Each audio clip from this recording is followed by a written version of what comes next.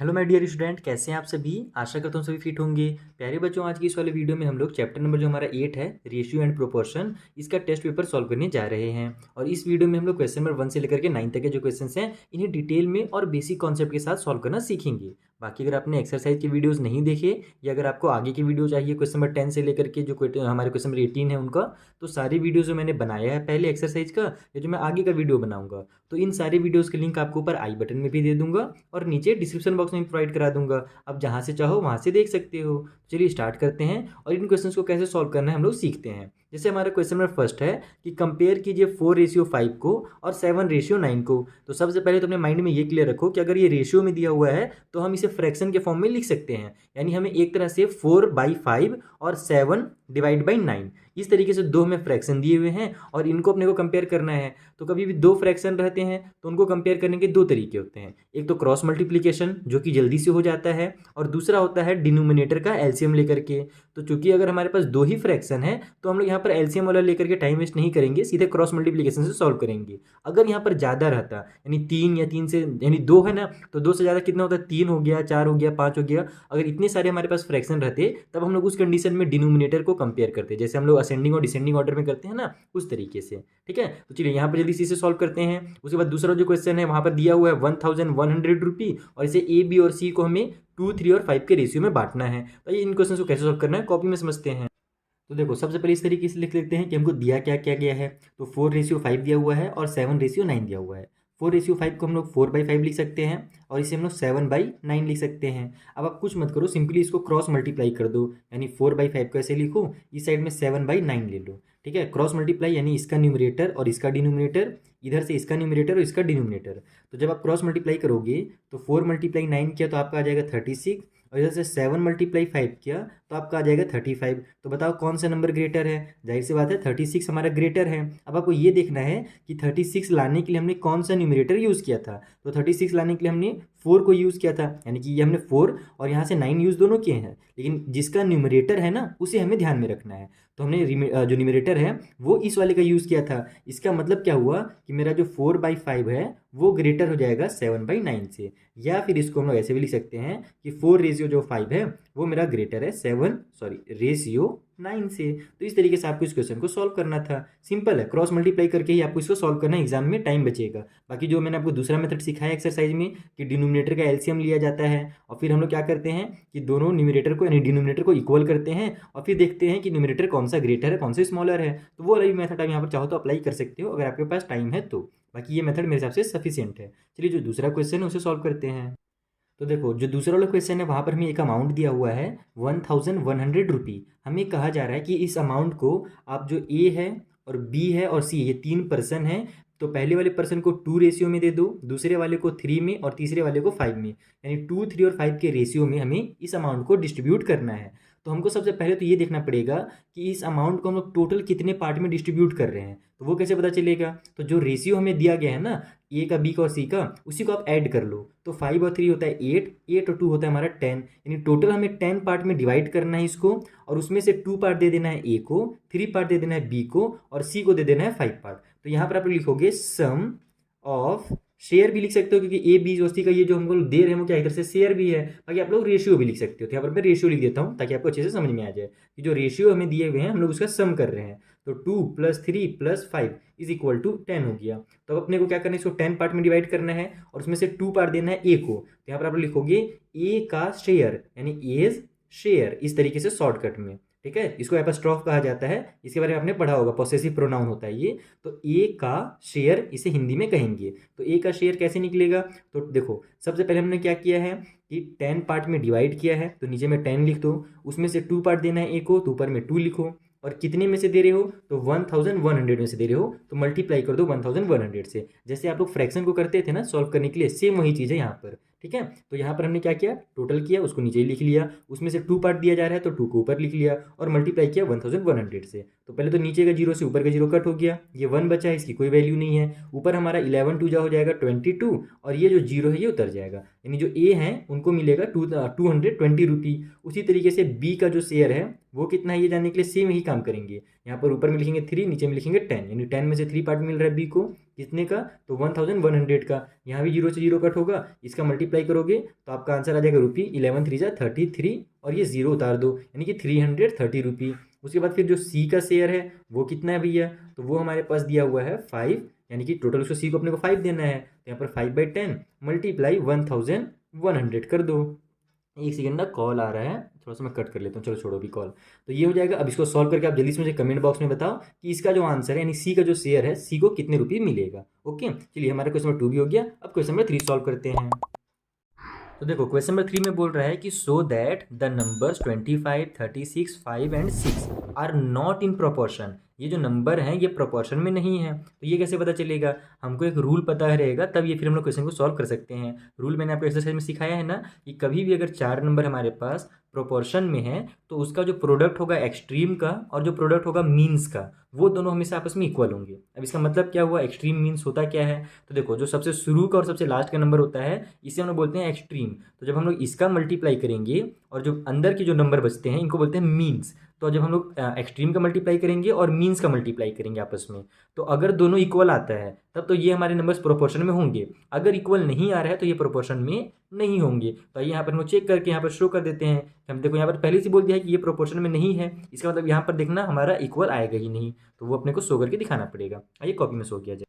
तो देखो सबसे पहले इस तरीके से लिख लो कि गिवन नंबर कौन कौन से हैं, उसके बाद प्रोडक्ट ऑफ एक्सट्रीम कितना निकल रहा है। तो जैसे मैंने बताया कि जो सबसे शुरू का और लास्ट का नंबर होता है इसको एक्सट्रीम बोला जाता है।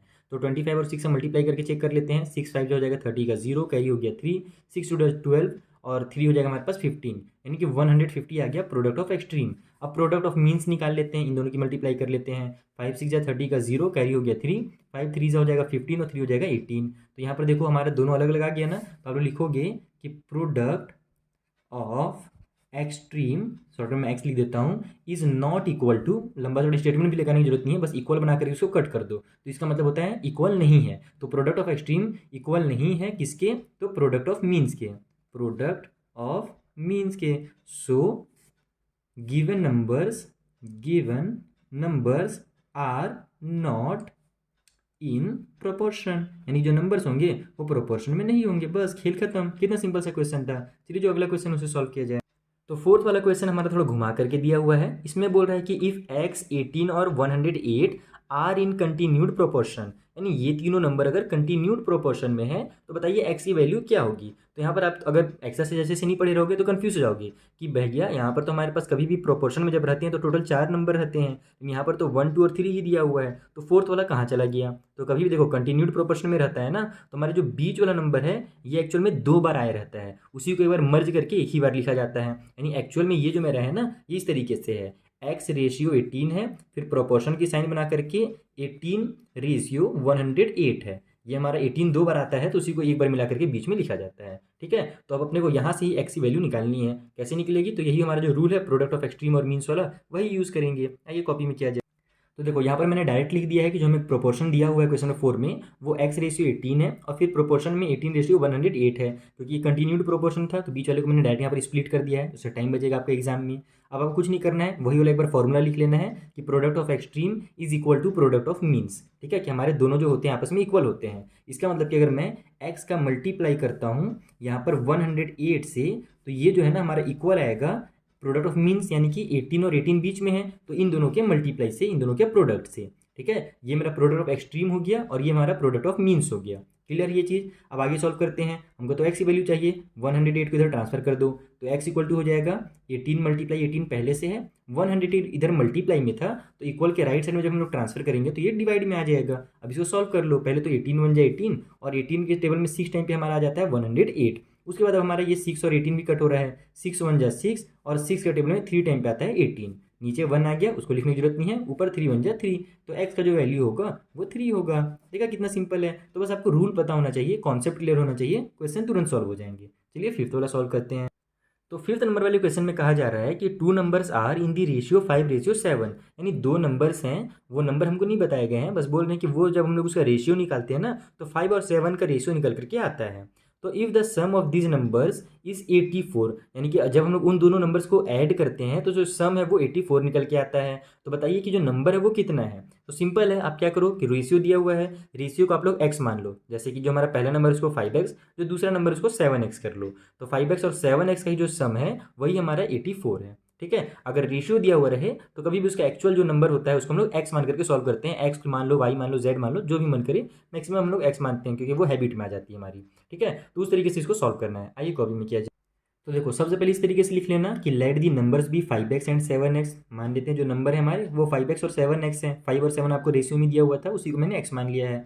अब अकॉर्डिंग टू क्वेश्चन क्या बोल रहा है हमसे कि दोनों नंबर्स का जो सम है वो 84 है। इसका मतलब कि जब हम लोग 5x में 7x को ऐड करेंगे, यानी दोनों नंबर से हम लोग ऐड करेंगे तो वो हमारा 84 निकल के आएगा। सम का मतलब यही होता है कि दोनों का एडिशन। ठीक है, अब यहाँ सबको x की वैल्यू निकाल लेनी है। तो 5 और 7 हो जाएगा हमारा 12x, इक्वल की साइड में 84 है। अब x की वैल्यू चाहिए तो 12 को ट्रांसफर कर लो, तो x इक्वल टू हो जाएगा 84, और यहाँ पर मेरा 12 चिपका हुआ था यानी कि मल्टीप्लाई में था, तो इधर आकर के 12 मेरा डिवाइड में आ जाएगा। कट कर लेते हैं, 12 1 जा 12, 12 7 जा 84। अगर आपको 12 की टेबल याद नहीं है या फिर पिछले क्वेश्चन में 18 की याद नहीं है तो आप छोटे नंबर से भी कट करना सीख सकते हो। तो यहाँ हमारा x का वैल्यू कितना निकल गया, 7/1 यानी कि 7 निकल गया।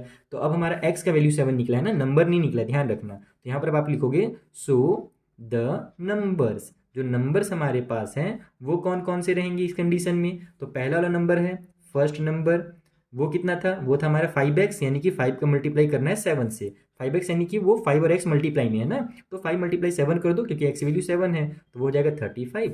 और जो सेकेंड नंबर हमारे पास है वो कितना था, 7x था, यानी कि 7 का मल्टीप्लाई 7 से ही करना पड़ेगा। x का वैल्यू 7 और ये वाला 7 कौन सा है, ये वाला है, तो 7 7 जो हमारा हो जाएगा 49।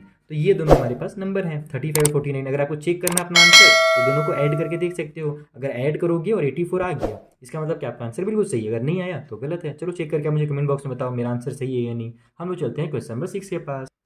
तो देखो क्वेश्चन में जो 6 है ये बहुत ही अच्छा क्वेश्चन है, एज से रिलेटेड है और इस टाइप से क्वेश्चन सॉल्व करने में बहुत मजा आता है। यहाँ पर बोल रहा है कि the age of A and B are in the ratio 4 and 3, यानी कि जो अभी एज है ए और बी का वो 4 और 3 के रेशियो में है। 8 ईयर्स अगो, आज से 8 साल पहले, 8 ईयर्स पहले उनका जो एज था वो था 10:7 में। यानी कि अभी तो देखो, अभी जो प्रेजेंट एज है वो 4 और 3 के रेशियो में है, लेकिन अभी से अगर अपन 8 साल पहले चले जाएं तो वो जो रेशियो था वो 10 और 7 के रेशियो में था। तो बताइए कि उनका जो अभी प्रेजेंट एज है ना वो कितना है। तो देखो एज तो कुछ दिया नहीं हुआ है, बस रेशियो दिया हुआ है, फिर भी हम लोग मैथ का मैजिक लगाएंगे और इसे सॉल्व करके प्रेजेंट एज बता देंगे। आइए कॉपी में सॉल्व किया। तो देखो यहाँ पर हमें प्रेजेंटेज निकालना है ना, तो क्वेश्चन की शुरुआत वहीं से करेंगे। उनका प्रेजेंट का जो हमें रेशियो दिया हुआ है एज का वो 4 और 3 दिया हुआ है। तो यहाँ पर हम लोग मान लेते हैं कि उनका जो प्रेजेंट एज होगा ए और बी का वो 4x और 3x होगा, क्योंकि 4 और 3 के रेशियो में है प्रेजेंट में।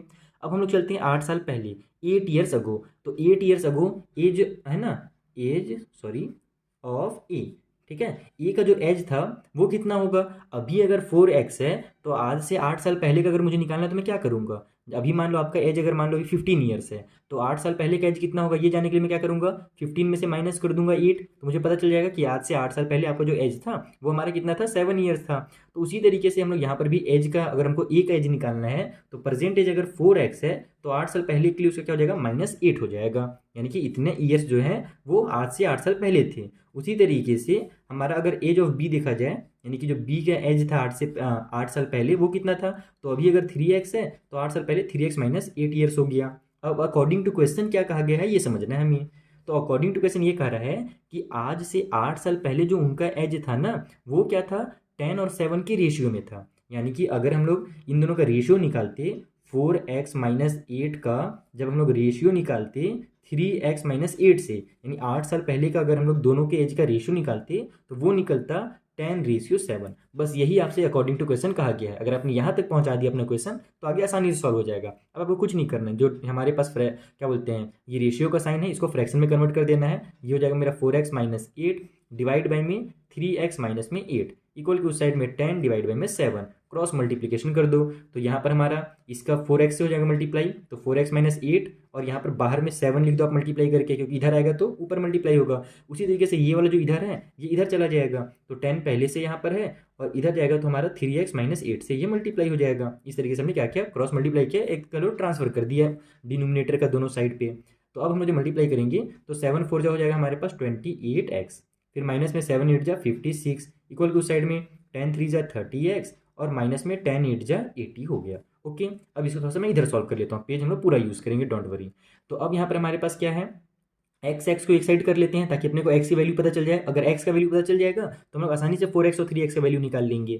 तो अब हमारे पास बड़ा वाला एक्स किधर है, इधर है, तो मैं क्या करता हूँ, छोटे वाले को इधर ले जाता हूँ। उससे फायदा ये होगा ना कि मेरा माइनस में आंसर नहीं आएगा, प्लस में आएगा। देखो यहाँ पर 30x पहले से, एक काम करता हूँ, पहले नंबर को ले आता हूँ। देखो -56 इधर पहले से है, हम क्या करेंगे, -80 को इधर ले आएंगे, तो इधर आकर के ये प्लस का 80 हो जाएगा। ओके, इक्वल के उस साइड में 30x पहले से है, इसको रहने दो। ये जो 28x है इसको माइनस में 28 इधर कर दो, क्योंकि इधर प्लस में था, इसके लेफ्ट में कोई भी साइन नहीं है, यानी कि ये प्लस में है। तो जब ये इक्वल के राइट तरफ जाएगा तो ये माइनस में हो जाएगा। ठीक है, इससे फायदा भी क्या है वो अभी आपको समझ में आएगा। अब यहाँ हम लोग 80 में से 50 माइनस करते तो 30 आता, तो हम लोग 6 और माइनस करें तो यानी कि 24 आ जाएगा, प्लस माइनस माइनस हो जाएगा तो 24 आ गया, और बड़े नंबर में प्लस की साइन है तो आंसर प्लस में रहेगा। इधर हमारे पास 30 में से 28 माइनस होगा तो हो जाएगा हमारे पास 2x। हमको x की वैल्यू चाहिए, 2 को ट्रांसफर कर दो तो 24 डिवाइड बाई 2 हो जाएगा, क्योंकि इसके साथ चिपका हुआ है यानी कि मल्टीप्लाई में है। इक्वल टू साइड में x, इसको कट करेंगे तो 2 1 जा 2, 2 12 जा 24, तो 12 इक्वल टू एक्स लिखो या x इक्वल टू 12 लिखो, बात एक ही है। अगर आप लोग इसको इधर ट्रांसफर करते और 56 को इधर ट्रांसफर करते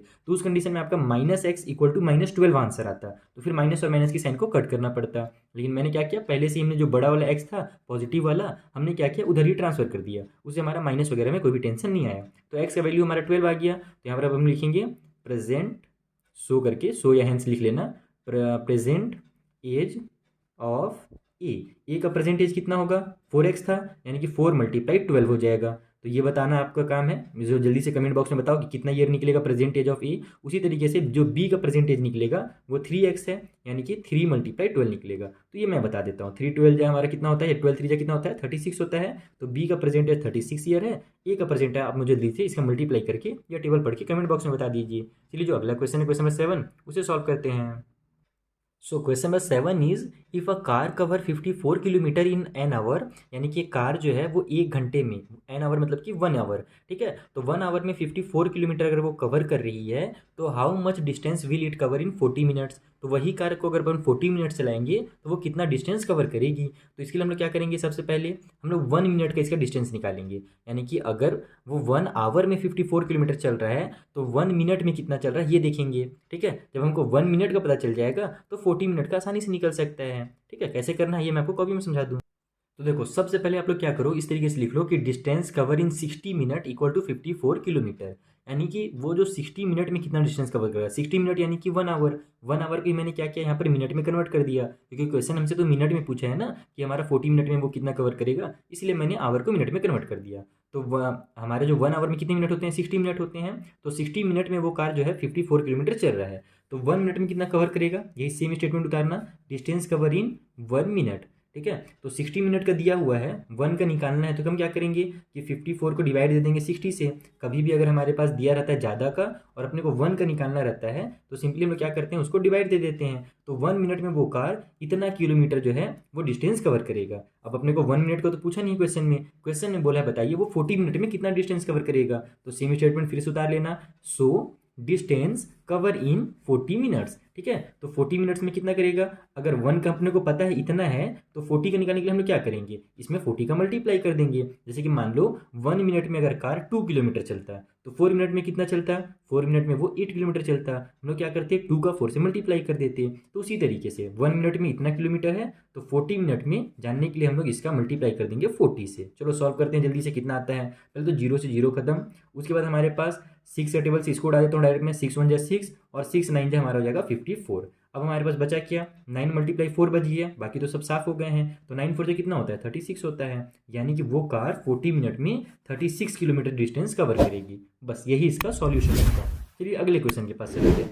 तो हमारा 8th नंबर का क्वेश्चन में कहा जा रहा है, find the third proportional to 8 and 12, यानी 8 और 12 जो है दो नंबर दिए हुए हैं और अपने को इसको प्रोपोर्शन में कन्वर्ट करना है। और यहाँ पर हमारे पास थर्ड वाला प्रोपोर्शनल दिया ही नहीं है, अपने को इसका थर्ड प्रोपोर्शनल ही फाइंड करना है। तो सबसे पहले तो आप समझो थर्ड प्रोपोर्शनल होता क्या है। जैसे कि एक सेकेंड यार, कॉल, हाँ कॉल कट कर दिया मैंने। हाँ, तो मैंने क्या बताया आपको कि थर्ड प्रोपोर्शन निकालना है, तो हमारा 8 और 12 दो प्रोपोर्शन हो जाएंगे, 8 रेशियो 12 हो गया। थर्ड वाला अपने को पता नहीं है, तो थर्ड वाले को हम लोग मान लेंगे एक्स, ठीक है, वही तो निकालना है। और चूंकि ये प्रोपोर्शन में है तो इसका मतलब क्या हुआ कि हम इसको क्या लिखेंगे 8/12, सॉरी मतलब 8:12, और फिर प्रोपोर्शन की साइन बनाएंगे। और मैंने आपको सिखाया ना किसी क्वेश्चन में भी, ये वाले फोर्थ वाले में, जो बीच में रहता है उसको स्प्लिट कर दिया जाता है 2 पार्ट में, तो 12 को हम लोग इधर भी लिखेंगे, फिर 12 रेशियो हो जाएगा हमारा लास्ट वाला एक्स। यही होता है थर्ड प्रोपोर्शनल। इस तरीके से इसको सॉल्व करते हैं। अब यहाँ पर जब हम लोग product of extreme and product of means निकालेंगे तो हमारा एक्स का वैल्यू निकल जाएगा थर्ड प्रोपोर्शनल। आइए कॉपी में सॉल्व करें। तो देखो डायरेक्ट यहाँ पर आपको इस तरीके से लिखना है कि let third proportional be x. मान लेते हैं जो हमारा थर्ड वाला प्रोपोर्शन है वो हमारा एक्स है, तो हमारा जो रेशियो बनेगा यानी प्रोपोर्शन जो बनेगा वो कैसे बनेगा, हमने जैसे कि आपको बताया वहाँ पर बुक में भी सेम वही कर लेंगे हम लोग। यहाँ पर 8 और 12 को रेशियो में लिखेंगे, फिर प्रोपोर्शन की साइन बना करके जो बीच में 12 है उसको दोबारा से 12 रेशियो एक्स लिख लेंगे, तो ये हमारा प्रोपोर्शन बन जाएगा। अब यहाँ पर आप लोग फॉर्मूला लिखोगे product of extreme equal product of means, यानी जो हमारा प्रोडक्ट एक्सट्रीम का होता है और मीन्स का होता है आपस में इक्वल होता है। यानी अगर अपन 8 का मल्टीप्लाई करते हैं एक्स से तो ये इक्वल आ जाएगा 12 × 12 के प्रोडक्ट ऑफ मीन्स के। तो 8 का एक्स से मल्टीप्लाई हुआ तो 8x आ गया, और यहाँ पर हमारे पास 12 × 12, इसको करो ही मत, रहने दो, क्योंकि अपने को तो अभी कट फिट करके एक्स से वैल्यू निकालना ही है, तो हम लोग 8 को इधर ट्रांसफर कर देते हैं। तो x इक्वल टू जाएगा 12 × 12 डिवाइड बाई में 8 डायरेक्ट, ठीक है। यहाँ पर भी ये लाइन भी लिखने की जरूरत नहीं थी, डायरेक्ट भी आप लोग 8 को यहाँ पर ट्रांसफर कर सकते थे, ये लाइन नहीं भी लिखोगे तो भी चलेगा। तो अब ये कट हो रहा है, कट कर लेते हैं। ये हमारा हो रहा है 4 3 × 12, 4 2 × 8। अब इन दोनों को भी कट कर लेते हैं, 2 1 × 2, 2 6 × 12, नीचे 1 आ गया, कुछ नहीं जरूरत है लिखने का। ऊपर में 6 × 3 है तो 6 3 कितना होता है 18 होता है, यानी कि जो हमारा थर्ड वाला प्रोपोर्शन होगा वो 18 होगा।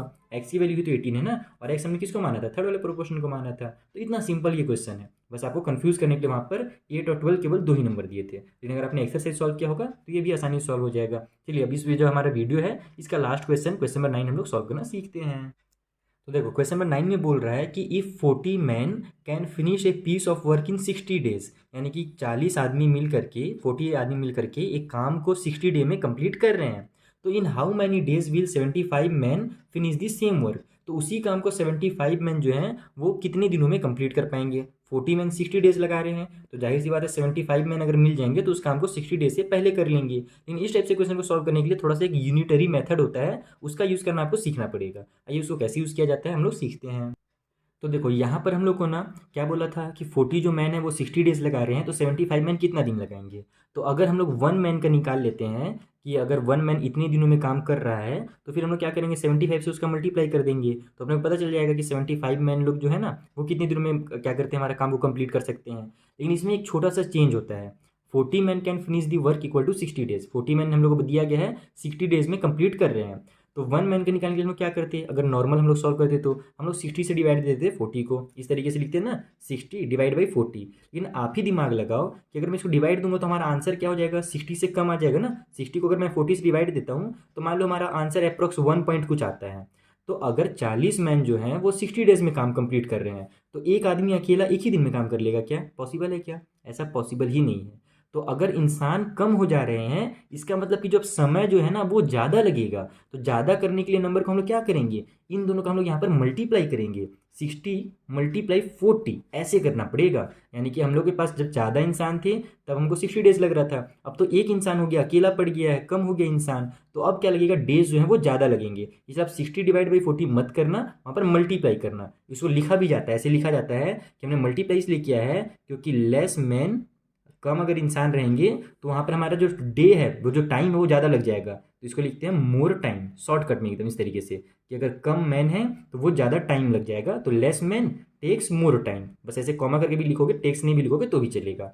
तो एक इंसान उस काम को 60 × 40 डेज में कंप्लीट कर रहा है। तो अब इसी काम को 75 मैन मिलकर कितने दिन में कंप्लीट करेंगे, तो 75 man can finish the work, ठीक है। जो 75 मैन है वो उस वर्क को कितने दिन में करेंगे, तो अब देखो एक इंसान इतने दिन में कंप्लीट कर रहा है, कितने दिन में, 60 × 40 में। तो अब उसमें हम लोग को 75 मैन का निकालना है, तो अब यहाँ पर फिर से वही दिमाग लगाना पड़ेगा कि एक इंसान इतना दिन में कर रहा है, तो 75 इंसान मिल जाएंगे, तो अब क्या हो जाएगा, दिन तो कम हो जाएगा ना। तो इस चीज़ को हम लोग को कम करना है, तो हम लोग क्या करेंगे, डिवाइड करेंगे। जब कभी भी ज़्यादा करना रहता है दिन को तो मल्टीप्लाई, कम करना रहता है तो डिवाइड। तो यहाँ पर अब हम लोग करेंगे डिवाइड 75 से, और फिर यहाँ पर लिखेंगे कि अब हमारे पास मैन जो है ज़्यादा हो रहे हैं, तो मोर मैन, और जो टाइम लगेगा वो कम लगेगा, लेस टाइम। इसलिए हमने क्या किया, यहाँ पर डिवाइड किया। बस इसको ही सॉल्व करना, आपका आंसर रेडी है। चलो सॉल्व कर लिया जाए। सबसे पहले तो ये दोनों हमारे 15 से कट हो रहे हैं, तो मैं 15 से ही कट कर लेता हूँ। बड़े नंबर से कट करेंगे जल्दी आंसर आएगा। 15 के टेबल में 4 टाइम पे आता है 60 और 15 5 जो हो जाता है मेरा 75। उसके बाद अब ये दोनों 5 से कट हो रहे हैं, 5 1 जा 5, 5 8 जा 40, तो ये हो जाएगा मेरा 8 × 4 यानी कि कितना होगा 32 होगा। इसका मतलब 75 में अगर मिल जाए तो उस काम को 32 डेज में कंप्लीट कर सकते हैं। एग्जाम में आप लोगों को अगर अपना आंसर चेक करना है ना तो इस तरीके से चेक कर सकते हो कि 40 में अगर 60 डेज में कर रहे थे तो जाहिर सी बात है 75 में 60 डेज से पहले कंप्लीट कर देंगे। तो यहाँ पर देखो 60 डेज से पहले कितना आ रहा है 32 आ रहा है ना, इसका मतलब आंसर सही है। अगर ये वाला मेरा 60 से ज़्यादा आ जाता तब उस कंडीशन में मैं समझ जाता कि अब तो मेरा आंसर कुछ ना कुछ गड़बड़ है, क्योंकि अगर 40 में 60 डेज लगा रहे हैं तो 75 में 60 से ज़्यादा लगा ही नहीं सकते, वो जल्दी ही खत्म करेंगे। तो इस तरीके से इस क्वेश्चन को सॉल्व करना था। आई होप आपको बहुत अच्छे समझ में आ गया। क्वेश्चन नंबर 1 से लेकर के 9 तक अगर कुछ भी डाउट हो तो इंस्टाग्राम और टेलीग्राम दोनों का लिंक मैंने नीचे डिस्क्रिप्शन बॉक्स में दे दिया है, वहाँ जाकर के आप अपने डाउट्स जो है हमसे पूछ सकते हैं। मिलेंगे नेक्स्ट वीडियो में, तब तक के लिए थैंक यू फॉर वॉचिंग।